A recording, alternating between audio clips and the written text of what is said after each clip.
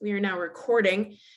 So it's going to ask you a few questions. These webinars are meant to be interactive. So you're going to see a poll pop up in front of you. And if you could answer those questions, that would be great. Obviously, these are not going to be shared with anybody, and I truly can't see who responded for what.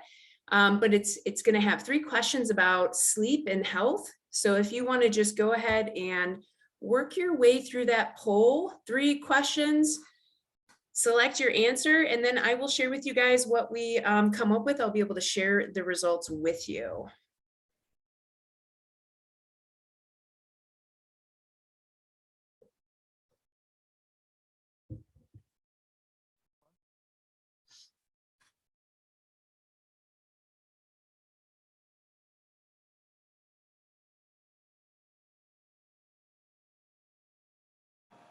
So the first question was, how many hours of sleep does the average adult need in a 24-hour period? And then there are options of ranging anywhere from 5 to 9+ hours. The second question is, how many hours of sleep do you get on average each day? So personally, and there's a similar range. And then the last question is, my top healthy habit I'm investing in is, and the options are eating healthy, exercising regularly, sleeping well and enough, and other, in case I didn't tackle a healthy habit that you are passionate about. So we've got a few people that haven't answered yet. I'll give it a couple more minutes. If you are on a phone, feel free to use the chat box, or I understand if for some reason technology is not on your side tonight, that does happen.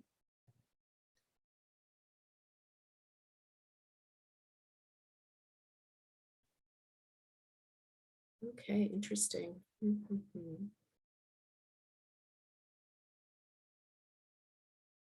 Yep. All right, any last folks that want to take the poll? A couple more seconds left.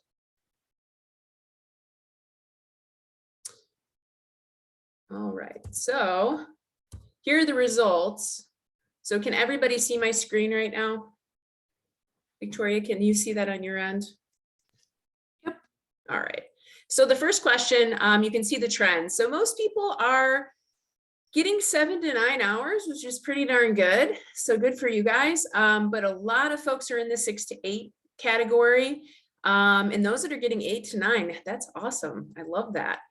No one picked 5 to 6 hours. So that's interesting.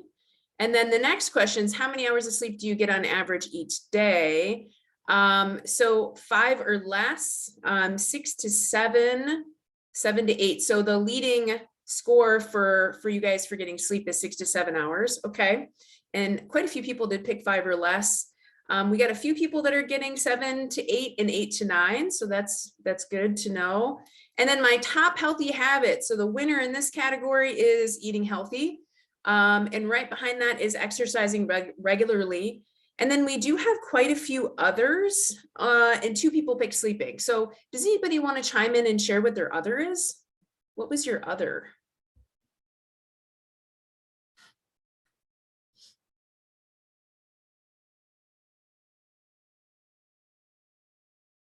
Nobody? I got 4 people that selected other.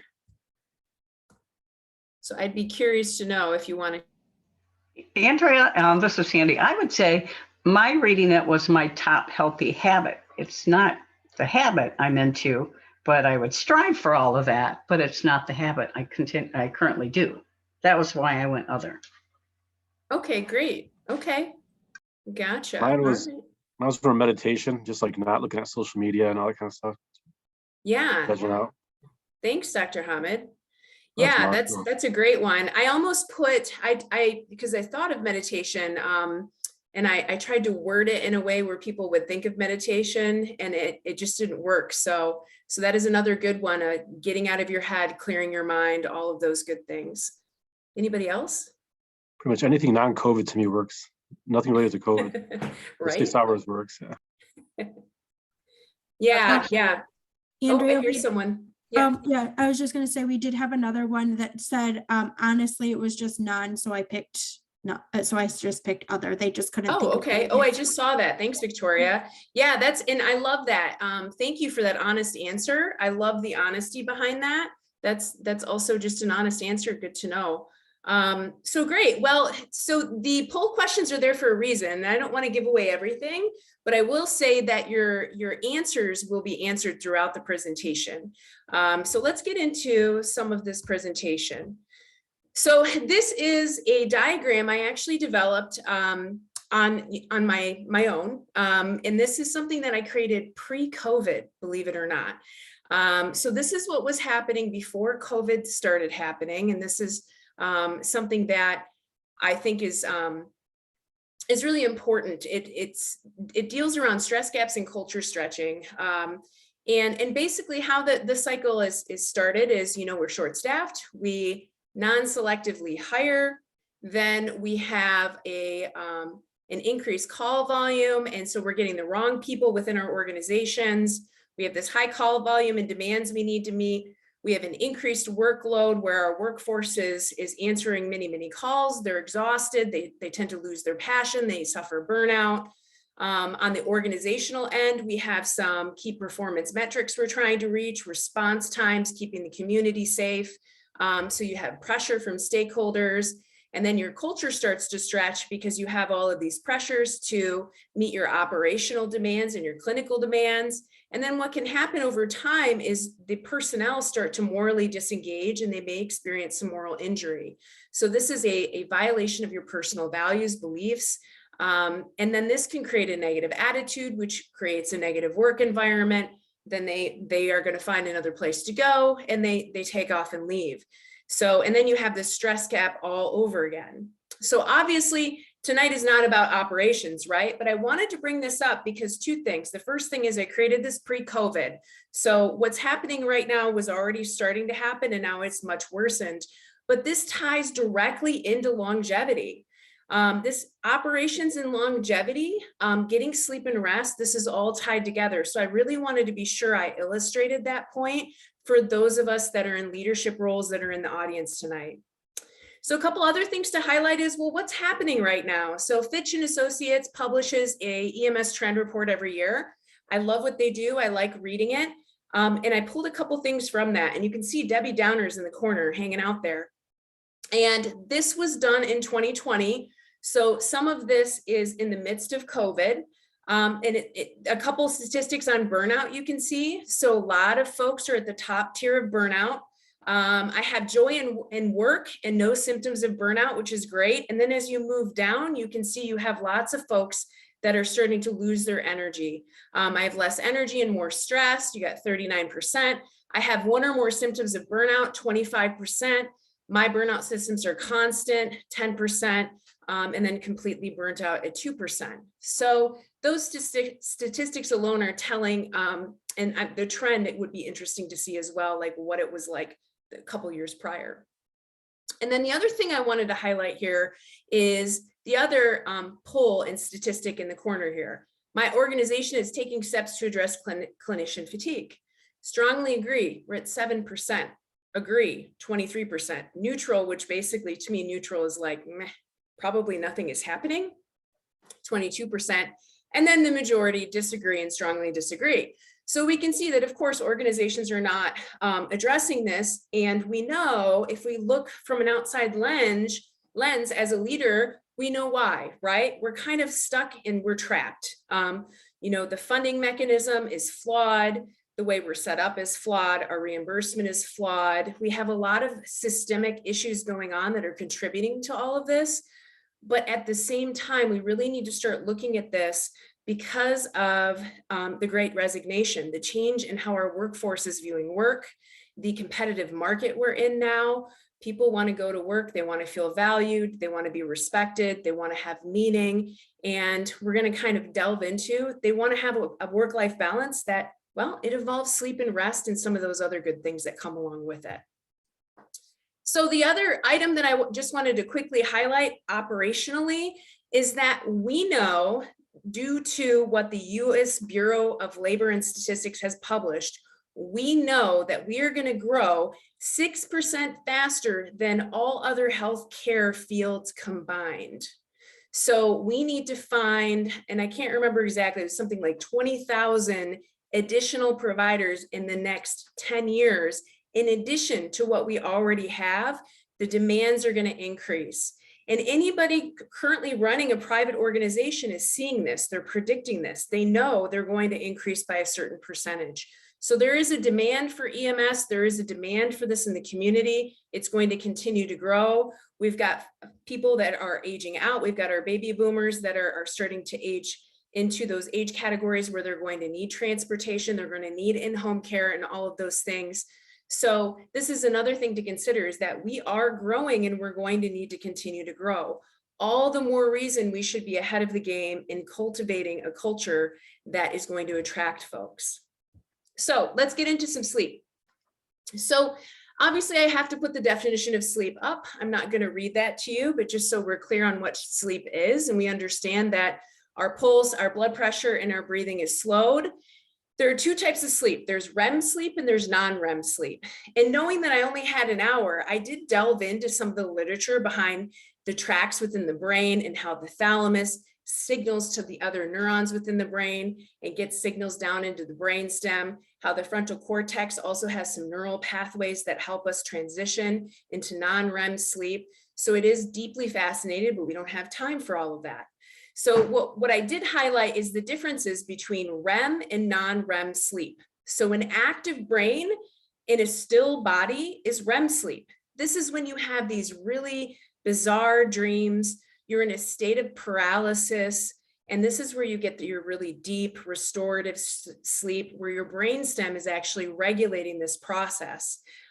We spend generally 20 to 25% of our sleeping time in REM. Non-REM sleep comes before REM sleep. There are 3 stages to it. 1, 2, 3. 3 is the deepest stage, and it is generally regulated by higher brain centers. I view the thalamus as not really a higher brain center, but the relay center. There's some hypothalamic involvement as well, but you get my drift, you get my point.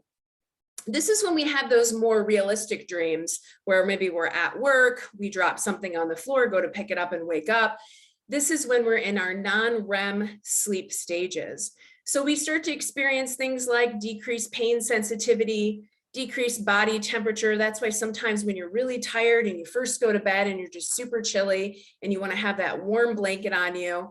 And the oxygen demands are a little bit different. Non-REM sleep, you actually have a decreased oxygen demand, and REM sleep during the night, you have an increased oxygen demand. So there's a lot of physiological changes that happen, but the key take-home message here that I want everybody to remember is there are many, many restorative processes that happen when we're sleeping. We secrete growth hormones during our sleep that are really important for us metabolically. We regulate our glucose and insulin levels through secretion of hormones while we're sleeping. We clean out our brain tissues while we're sleeping. It's a brain cleaning. And there are many, many, many other factors within sleep. The other quick thing I want to mention is I know a lot of our providers are sometimes dependent on melatonin, or we use melatonin. We work night shifts, or when we get off our schedule, we tend to utilize the melatonin. Melatonin is produced naturally by the body through that pineal gland, which is in your brain. That pineal gland is producing that melatonin, and this is something that can happen naturally, and it generally happens in conjunction with your circadian rhythms. So circadian rhythms are connected to light. So when it gets dark outside, your body senses that and it naturally produces melatonin. We know that there are disorders that can affect that, but I highly recommend looking at the literature behind the use of melatonin and making an informed decision on whether it's right for you, especially if you're continuing to use melatonin. And I'm going to leave it at that because I'm not a physician, but we do have some on the call. So I will leave it to the physicians, but I did do a lot of reading on it. I came across it and I was really surprised to see what I found. A lot of the evidence was inconclusive and some advised against it. So just keep that in mind. Do some digging if you're big into melatonin use, and just do some reading. So this is me when I was a kid. This is kind of a running joke. I tend to use this in a lot of my sleep presentations, but this is catching a call in REM. So just a little humor for you. So how much sleep should we get? Well, the National Sleep Foundation advises 7 to 9 hours. So if you selected that in the poll, that is correct. That is how many hours of sleep we should get. Now, what's interesting about that is if you took biology and you kind of nerded out within biology, a majority of your mitochondria actually come from your mother. So your mother's sleep patterns, if you look at how long your mother slept, it might be quite similar to your mom. A majority of that comes from your mom's side. So you can kind of predict a little bit of how much you need to sleep. The reason I bring that up is there is a genetic component to how much sleep you need. Some folks don't need as much, but what we're going to learn is most folks do, whether they realize it or not. So this is a really interesting tidbit about sleep, is that I think our culture, we view sleep negatively. I know in EMS, we definitely view sleep negatively. You know, you hear the folks that have the trophy, right? You come in, oh man, I was up for 48 hours straight. You know, it's almost kind of like a brag session. I found myself kind of, you know, like I would do a 24 and be up all night, and then I'd have a soup meeting in the morning, and I would sit through the soup meeting, and it was a personal challenge of mine to try to remember and engage in that soup meeting as much as I could. And then I would get home and I'd be like, oh, I don't really remember the drive home. Not really very safe, but I was rewarding myself for that behavior, right? And then what did I do next? I would crash, right? And then I would wake up and I would feel tired. But hey, I worked really hard, right? I'm a hard worker. I'm not lazy. I didn't sleep. I pushed through. I took that call. I went to that meeting. So I'm on a soapbox, but you get where I'm going.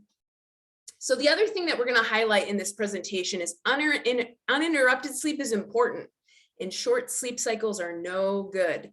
A short sleep cycle is 2 to 4 hours. Now, I'm not talking about naps. So naps and short sleep are two different things. They're two different things. But if you're doing I slept 2 hours today on shift, I'm going to go home. I feel great. I'm going to stay up all day. I got things with the kids. I got things with the wife. And then I'll just go to bed the next day at night. You are working yourself into a sleep deficit, and mentally, as motivated as you are, this is going to affect your genes. And we're going to look at that, your genetic expression and how healthy you really are when it comes to the immune system and so on and so forth. 50% of EMS personnel sleep only 6 hours per 24-hour period. That's no surprise either, right? So you don't meet the guidelines. And 70% reports problems with sleep. And when I dug into this a little bit, a lot of it was behind either not having the environment for sleep at the station, and the other portion of that was anxiety, not being able to sleep due to some kind of anxiousness. And that is a problem that also there was a lot of literature around. It is paramount to get to the bottom of that anxiety and address it. And whatever that is, what is needed to address the anxiety will vastly improve sleep. And then according to Dr. Matthew Walker, the sleep diplomat that we're going to talk about today, the percentage of people who sleep less than 6 hours per night without showing any impairment is less than 0.001%. Yeah. So you're probably not in that category. I'm not in that category. And so this is really interesting. This is peer-reviewed research. So I wanted to include this quote. I love, love, love this quote. And full disclosure, I've read all of Matthew Walker's things that I could get my hands on. I've put it all over my pages, and I've shared it amongst a lot of people because it's really changing how I view sleep. So I love this. He says, the benefit of dream sleep is essentially a form of overnight therapy. It's during dream sleep where we start to actually take the sting out of difficult, even traumatic emotional experiences that we've been having. And sleep almost divorces that emotional bitter rind from the memory experiences we've had during the day. And so that we wake up the next morning feeling better about those experiences. You can think of dream sleep as emotional first aid. And it sort of offers this nocturnal soothing balm that soothes those painful, stinging edges of difficult experiences. So it's not time that heals all wounds, but it's time during dream sleep that provides you with the emotional convalescence. So what he's saying there is that's your emotional first aid. And I can't stress enough how important that is for us as providers when we go on those emotionally trying and tragic calls and we return home and we're exhausted. We need to get our sleep. We need to get not short sleep, but long sleep. We need that recovery. That is emotional first aid for us. It's so much more. So EMS providers that have difficulty sleeping, why? Well, we know a few things, right? We know shift work can misalign sleep. I mean, the woman in the picture, this is what we do daily. A car goes out on a long distance transfer and we move our ambulance to the center of the county and we sit in our seat and we sleep for 5 hours in the middle of the night. I mean, the more I look at this, the more ridiculous it sounds, right? Late and early shift work disrupts circadian rhythms. So Dr. Matthew Walker also did research on early start times in schools. And he looked at motor vehicle accidents, he looked at attendance, and what he found is those early start times in school negatively affect the high school students. He also found a 70% decline when they move their start time from like 7:30 to 8 or 8:30, something like that. 70% reduction in motor vehicle accidents in high schoolers. So when we look at that research and we translate it into EMS, we know, for example, a 24-hour shift. I once worked a 24-hour car that started at 5 in the morning. And then later in my career, I worked a 24-hour car that started at 8 a.m. Huge difference. The 5 a.m. shift, I was exhausted. I had to get up at 3 to get to work on time. I would get to work, I would check my truck. And the first thing I would do would be, I would go back to bed. I was just exhausted and I knew I wasn't going to last that whole 24-hour period, having got up at 3 in the morning. My body would not allow me to go to bed any earlier than 10. It couldn't, especially in the summer when it's getting darker later. The 8 a.m. shift, it was great. I mean, I would wake up, I would feel energized, I would head to work, and I was in my circadian rhythm. I was good. I would show up at work and do my duties and be awake. And then I might take a nap if I needed it in the late afternoon. So early start times do disrupt circadian rhythms. So one thing I'm a big proponent of is 24-hour shifts. If you can start those shifts between 7 and 9 in the morning, that's going to be best for most people's circadian rhythm. You might find a healthier workforce there. Research also indicates shift work schedules have increased rates of heavy drinking, job stress, and poor physiological health. And they define shift work kind of loosely. And what they really mean is people that are rotating on shifts and working long shifts. So 12 plus hours. They did focus heavily on the 24-hour group, of course, because that's a long shift. So those working 24-hour schedules reported the highest levels of fatigue and poor health. As I've gotten older and I've started to become even more passionate about making a difference in this industry, one thing I often look at, myself included, is how many of us are overweight and why? How many of us go to work and we scroll and we sit and we're tired all the time? This is a symptom of something much, much bigger. This industry, I'm old enough to say this, when I started, I had to pass a really difficult agility test. If I didn't pass that test, I was turned away. My first ambulance service job, not only was the agility test extremely challenging and physically demanding, there was a wait list to get into the company that I wanted to work for. They were the best. We don't see that anymore. The industry has really changed, and so has our workforce. There's a distinct difference between the body type now and the body type 15 to 20 years ago. We had to be fit to get into a good organization. Now, I don't know, and I'm not speaking for the fire side because I don't know anything about fire. So let's look at the next study. This is Dr. Daniel Patterson. If you haven't checked him out yet, he is an EMS provider. He's also a doctor, and he does research in the EMS realm. He looks at sleep. He's doing a big study right now. He just published, I think he has 62 agencies right now nationally that are signed up to do a sleep study on their EMS providers. He's doing some really, really, really great work. If you Google him, most of his studies pop up. He's very good about not having an opinion. He's very peer-reviewed and research-oriented. And so what I did was I looked at one of his studies. It's called Does Evidence Support Banking Sleep by Shift Workers? It was published in PubMed. It is peer reviewed, and he showed evidence for banking sleep.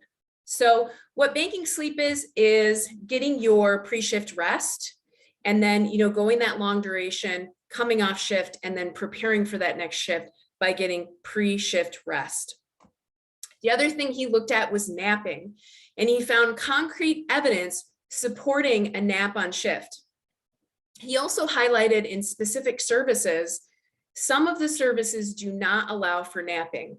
I know I've heard in some of the fire services, you know, 8 to 4, 8 to 5, you're on the floor, you're doing your duties, you're training, you're doing all the things that you need during the day, and then you can rest. And he's a really big advocate on, if you're a busy service, you know, looking at your call volume and letting people nap during the day. He also delves into how long that nap should be. And I think he said the sweet spot, I'd have to look back, but it was like 20 to 40 minutes, which is interesting because my naps on shift generally were more than an hour. But he said that that's the good sleep, where it'll recharge your battery and it won't like get you into REM where you're deeply sleepy when you wake up and you feel groggy and you might even feel worse. And then there was evidence for caffeine use. That's no surprise. We've all gotten an interfacility transfer at 3 in the morning where we're like, okay, I'm off at, you know, 8. I know this is going to take me 3 to 4 hours. Might as well have that cup of coffee. You get the coffee in your system, pick up the patient, and you're ready. It helps. It definitely does assist us. But he also talks about misuse of caffeine and how we shouldn't be drinking it before we think we're going to get to bed, and how we should also moderate that because we all know we can drink too much caffeine. And then the last thing is this sleep study, or I'm sorry, the sleep assessment. So he is utilizing a sleep assessment, and I like how this is designed because I feel like it asks the right questions. So it's not asking, I don't get the vibe that it's asking what you're doing on shift. It's asking you about your personal sleep health to address that as you. So the questions are you satisfied with your sleep? Okay, and then there's a rating scale. Do you stay awake all day without dozing? Because if you're dozing, you're doing lots of short sleeps and you're probably tired, right? So this is an indicator, so you can rate it. Are you asleep between 2 a.m. and 4 a.m.? So this is a good question. A little wonky for EMS, right? Because sometimes you are awake, sometimes you're not, depends on the shift. But this is for really thinking about your entire week. How do you sleep? And then efficiency, do you spend less than 30 minutes awake at night? So again, what's your sleep quality? Is it consistent? Are you asleep through the night? And then do you sleep between 6 and 8 hours per day? So we want to know, you know, what's your sleep health like? You do this scale, and you could do this in a lot of environments. The work environment could be a place that this is utilized, and this could be used for workplace sleep hygiene and education. So I really like this. It's called the SATED questionnaire. You can find it on the internet. Shoot me an email if you want it. This is a way that we can kind of talk about sleep. This could be a conversation opener about sleep.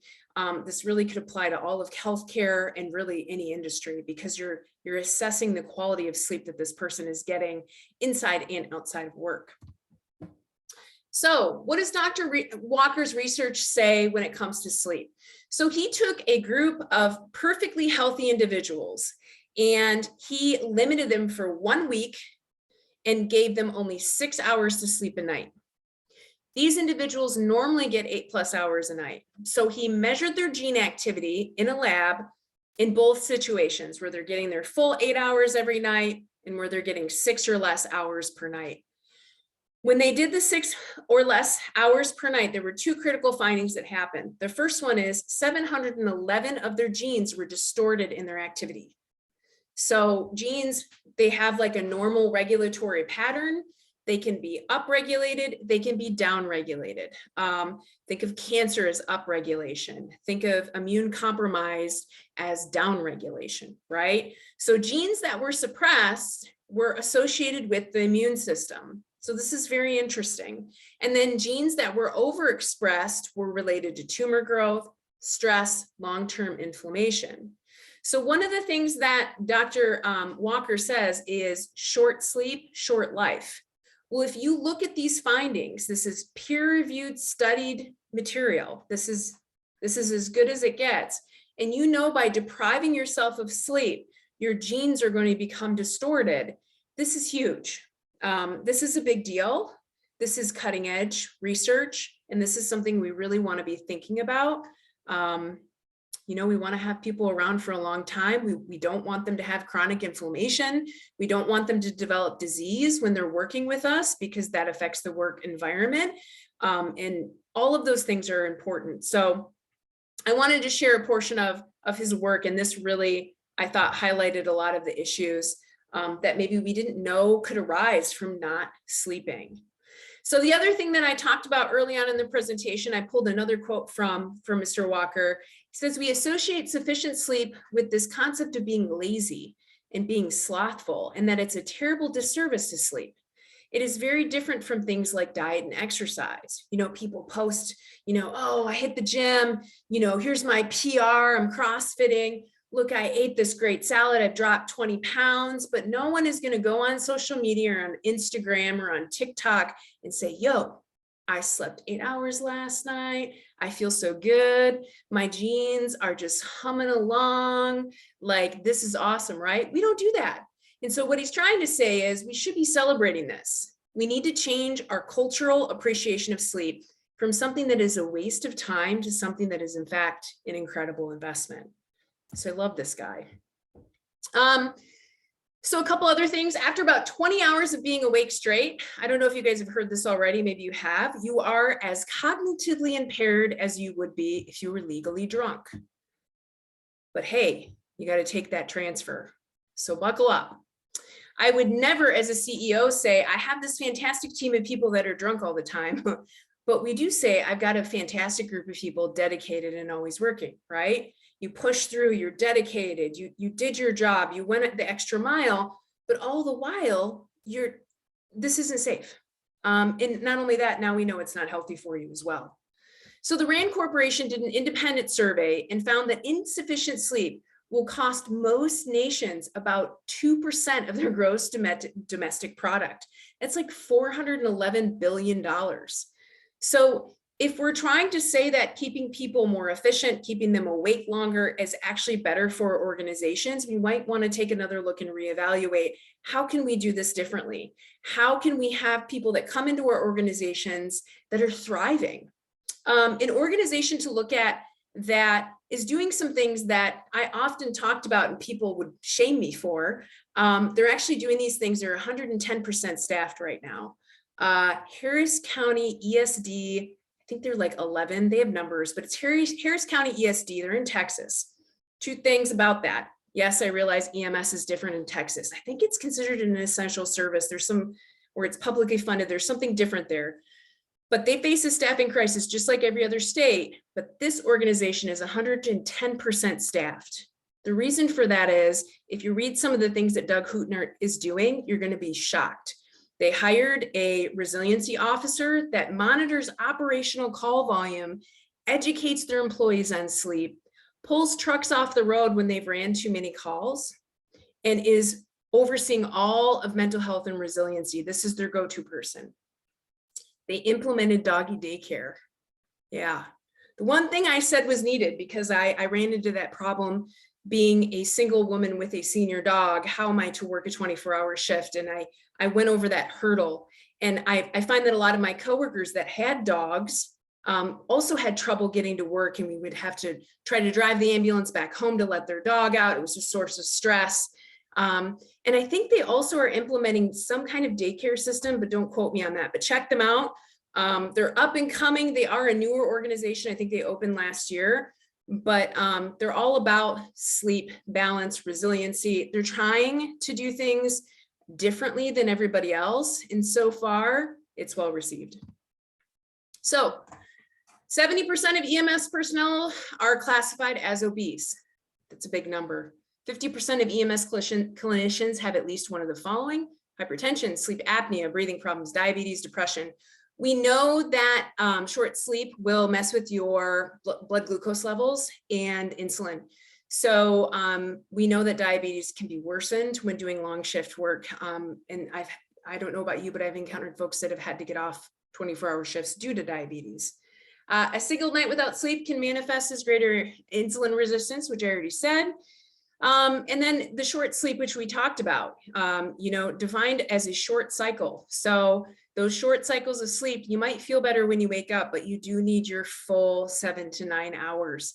If you don't, we talked about this gene dysregulation that can lead to all types of diseases, coronary artery disease, stroke, type 2 diabetes, obesity. There are, Dr. Daniel Patterson also did a study on, what was it? He looked at obesity rates, but he connected them to the hunger hormones, leptin, and he actually showed that those can get quite dysregulated and affect our hunger and our eating patterns. So, so I think sleep is a much bigger issue than we ever realized. And then the diagram that I have off to the right, this is, if you've ever checked out I'm Not an Ambulance Driver, he does some pretty good work. He's an artist. And I just thought that this was spot on, laying in bed, up, down, you're up for a call, you're down, you're up, and then you're finally down, right? And you get that good snooze, but that radio in your eyes, like kind of cracked open at 7:45, and you're just waiting for that call. And you got short sleep. That's what you got. So how do we cultivate better things for our providers? Well, self-care is going to be essential. So, this is not only for the leaders in the organization, but the providers themselves, giving that education and highlighting how important it is for us to be informed and then be able to practice that self-care. The same goes for folks that are not in the ambulance. I can't say enough about our EMS leaders that are in administrative positions that work the craziest hours, that are on call all of the time. They also get extremely stressed and they don't get good sleep as well. And it's just so important that they are also following these tips. And I do think it translates through the organization. If you have a CEO or a VP that says, no, I'm offline tonight. No, I'm on vacation today. No, I'm at the cabin on Friday. I have PTO. And, they're out walking, they're doing their run or whatever they're doing. They're cooking those healthy meals. And they're taking care of themselves. It's going to translate. That energy is going to come into the organization and it's going to translate to others. So healthy sleep tips from the National Sleep Foundation. So they say stick to a sleep schedule, practice a relaxing bedtime ritual. I don't think that includes scrolling on our phones. Exercise daily, evaluate your bedroom for ideal temperature, sound, light. Sleep on a comfortable mattress, beware of hidden sleep stealers like alcohol and caffeine, and then turn off your electronics. So what do you think about these healthy sleep tips? I want to open it up to the floor. Do you think that this is something that we can do within the EMS work environment?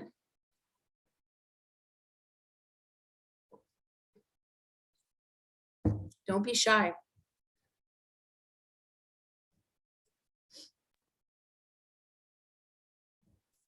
What do you think? Can you stick to a sleep schedule? Can you exercise daily? What about those mattresses at the station? What do you think of those? Exercising daily is a wonderful idea, but by the time you finish your full work shift and then you get home, it's usually the last thing you want to think about doing. Right? Well, and depending on where you work and what it's like, in the winter sucks for this. But in the summer, I would like set myself up outside, put my radio out there, and I had like a jump rope, some weights. I would run around the block. I would get my little like 30 minutes in. And then if I got a call, then I know I'm interrupted, but I didn't mind. Like, I'm already kind of stinky anyway. And I'm like, well, if I broke a sweat, I'm going to be stinky either way. And it worked out well because I would get that little endorphin rush that would help me. Even if I got interrupted, even if it was 15 or 20 minutes, I found that really helped me quite a bit. The winter's really hard though. Like if you don't have a good garage, it can be challenging. The other thing too is I have pushed in the past for treadmills and a big pull for some of our, like, let's say you're advocating as an employee, if you want to exercise while at work, pushing for used equipment.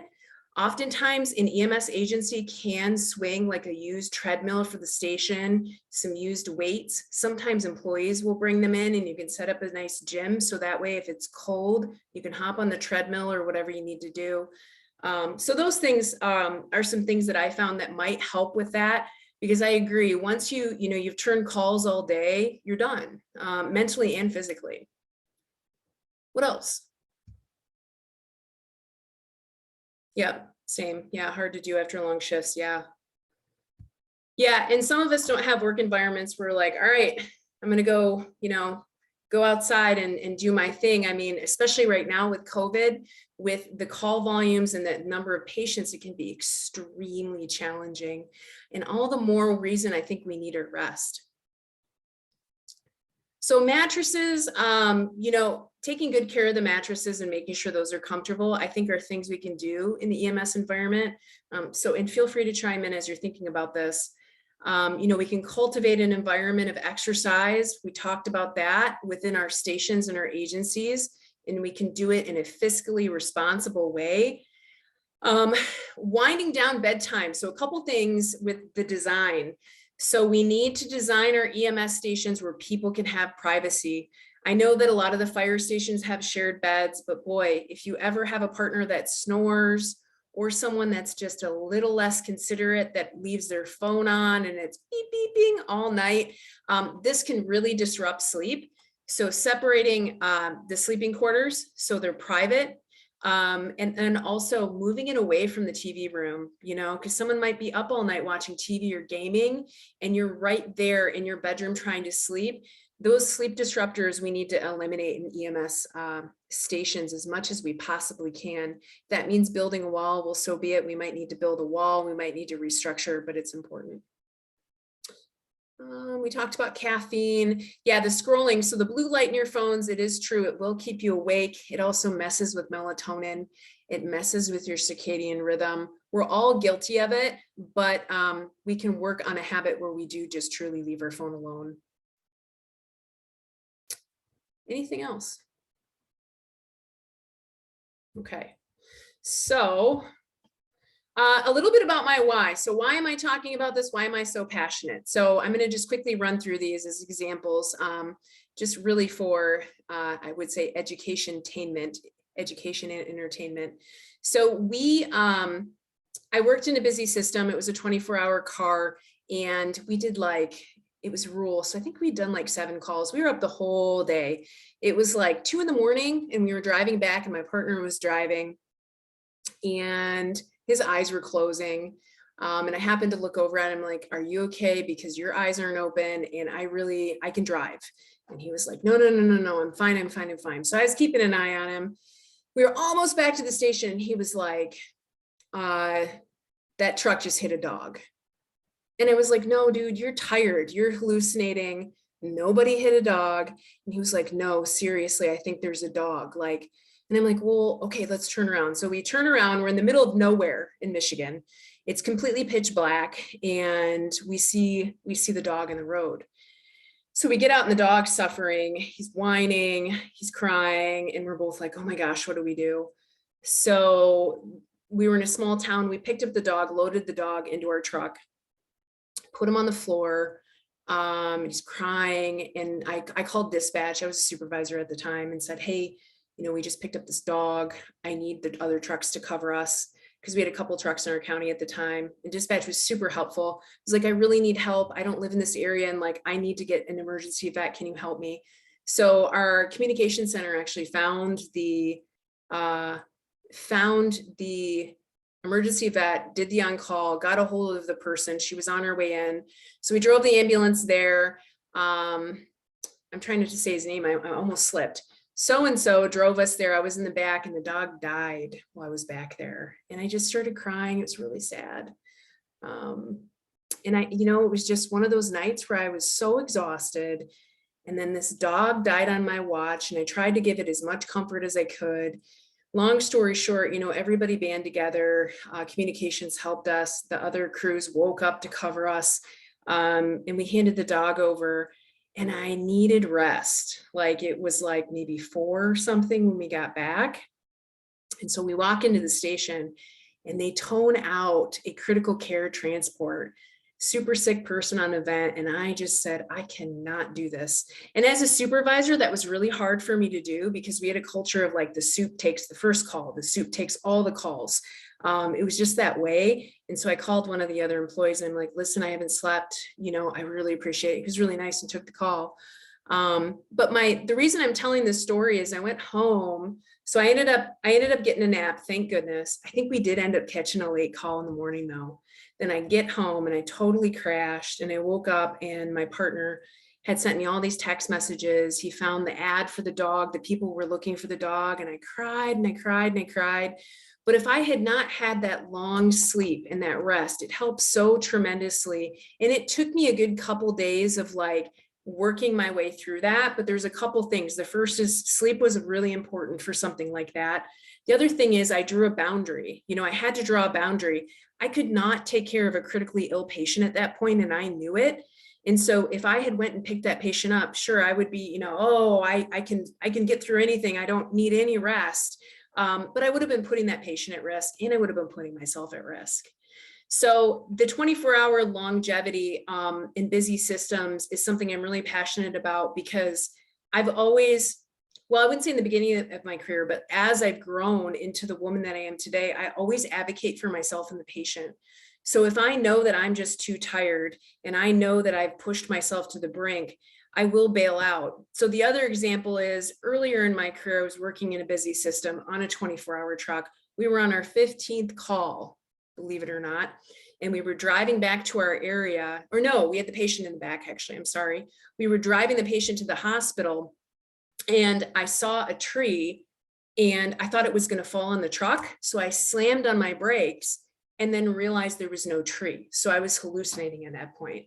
So we had to just call it at that point, but I never forgot that because there was no tree. And I'm like, I don't know what's happening. And my partner's like, why'd you slam on the brakes?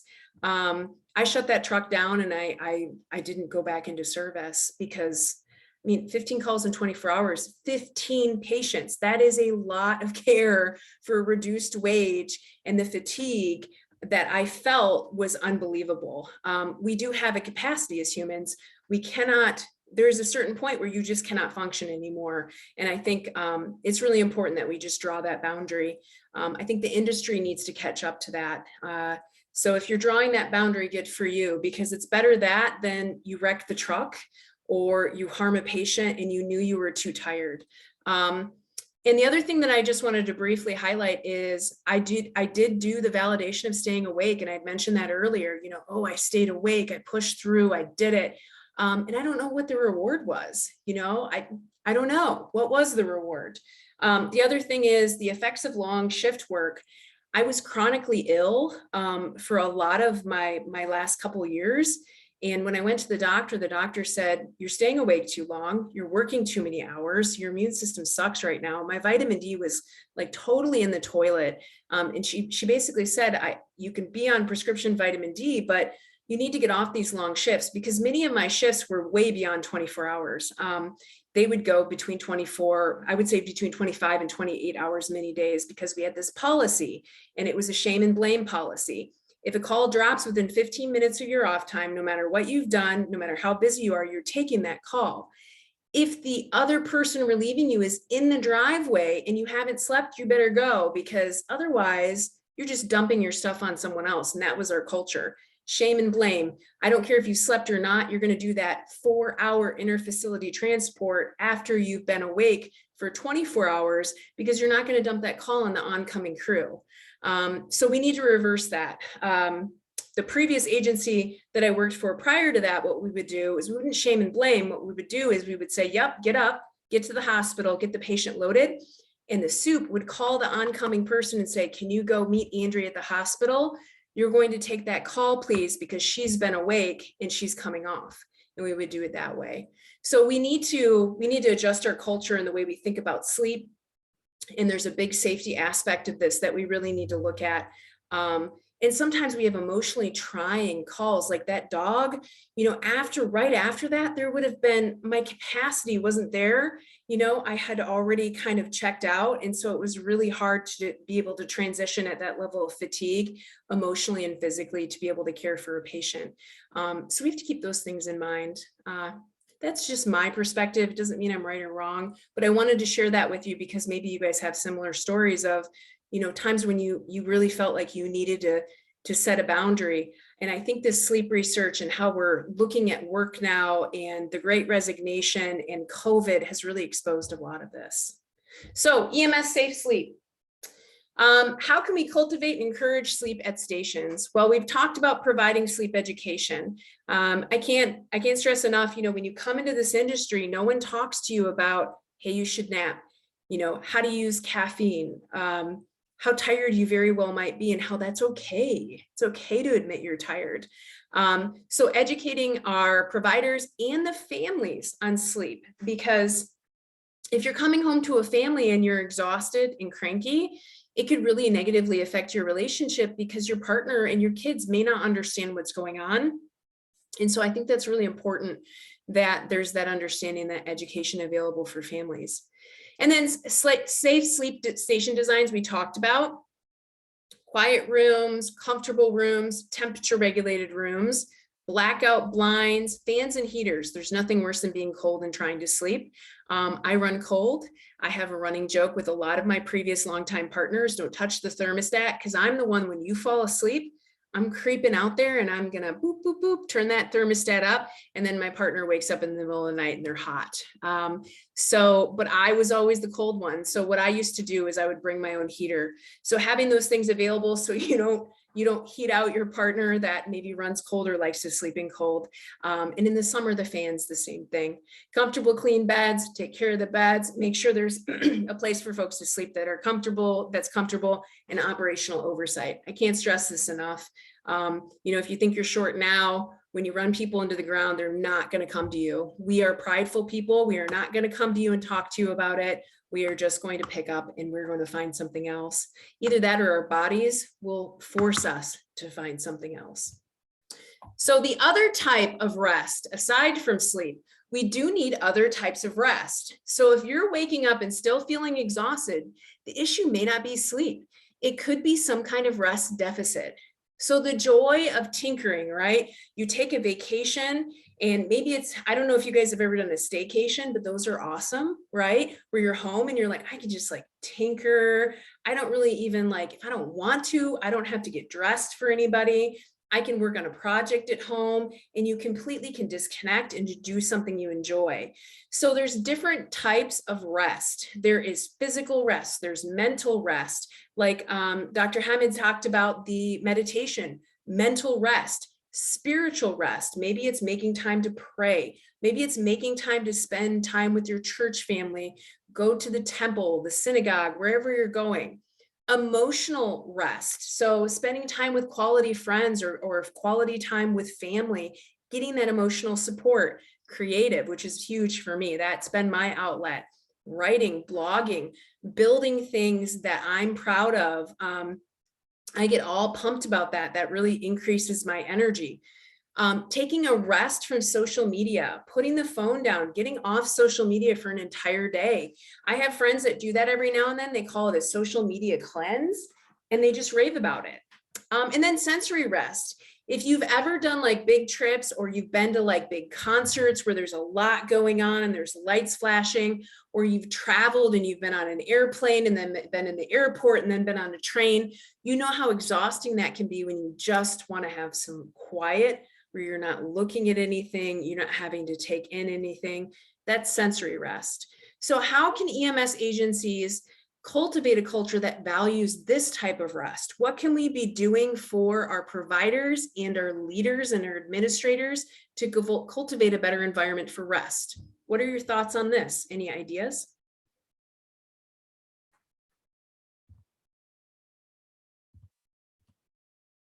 What do you think?